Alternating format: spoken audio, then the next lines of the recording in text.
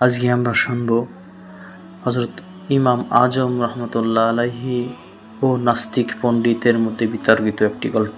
একবার আল্লাহর অস্তিত্বে অস্বীকারী এক নাস্তিকের সাথে হযরত আবু হানিফা রহমতুল্লাহ আলাইহি এর মুনাজেরা হয়েছিল। মুনাজেরার বিষয় ছিল পৃথিবী কোনো সৃষ্টিকর্তা আছে কি না। এত বড় ইমামের সাথে এই গুরুত্বপূর্ণ বিষয়ের মুনাজেরা দেখার জন্য শত্রু মিত্র যথাসময়ে মুনাজেরার স্থানে সমবেত হয়ে গেল। নাস্তিক লোকটিও যথাসময়ে পৌঁছে গেল, কিন্তু হযরত ইমাম আজম নির্ধারিত সময়ের অনেক দেরিতে সমাবেশে তাশরিফ আনিলেন। নাস্তিক পণ্ডিত ব্যক্তিটি জিজ্ঞাসা করলেন, আপনি এত দেরি করলেন কেন? তিনি বললেন, জঙ্গল দিয়ে আসার সময় এক অদ্ভুত ঘটনা চোখে পড়ল। সেটা দেখে আমি আশ্চর্য হয়ে ওখানে থমকে দাঁড়িয়েছিলাম। ঘটনাটি হলো, নদীর কিনারে একটি বৃক্ষ ছিল।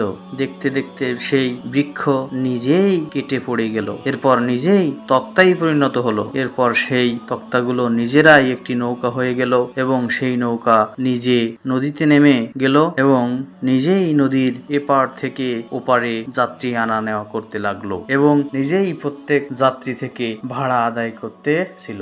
এই দৃশ্য দেখতে গিয়ে আমার দেরি হয়ে গেল। নাস্তিক পণ্ডিত এটা শুনে অট্টহাসি দিল এবং বলল, আপনার মতো একজন বুজুর্গ ইমামের পক্ষে এরকম জঘন্য মিথ্যা বলা খুবই আশ্চর্যের ব্যাপার। এরকম কি নিজে নিজে কিছু হতে পারে? কোনো কারিগর না থাকলে এরকম কাজ কিছুতেই হতে পারে না। হযরত ইমাম আজম বললেন, এটা তো কোনো কাজই না। আপনার মতে তো এর থেকে অনেক বড় বড় কাজ এমনিতেই হয়। এ পৃথিবী, এ আসমান, এ চাঁদ, চন্দ্র, তারকারাজি, বাগান সমূহ, রং বেরং এর নানা রকম ফুল, সুমিষ্ট ফল, এ পাহাড় পর্বত, জীব জন্তু, মানব দানব সবকিছু সৃষ্টিকর্তা ব্যতীত এমনিতে হয়ে গেছে। যদি একটি নৌকা কোনো কারিগর ছাড়া এমনিতে তৈরি হয়ে যাওয়াটা মিথ্যা হয়, তাহলে সমস্ত পৃথিবীটা সৃষ্টিকর্তা ব্যতীত নিজে নিজেই সৃষ্টি হয়ে যাওয়াটা দাহা মিথ্যা ছাড়া আর কি হতে পারে? নাস্তিক পণ্ডিত তার এই বক্তব্য শুনে বিমোহিত হয়ে গেল এবং সঙ্গে সঙ্গে স্বীয় ভ্রান্ত ধারণা ত্যাগ করে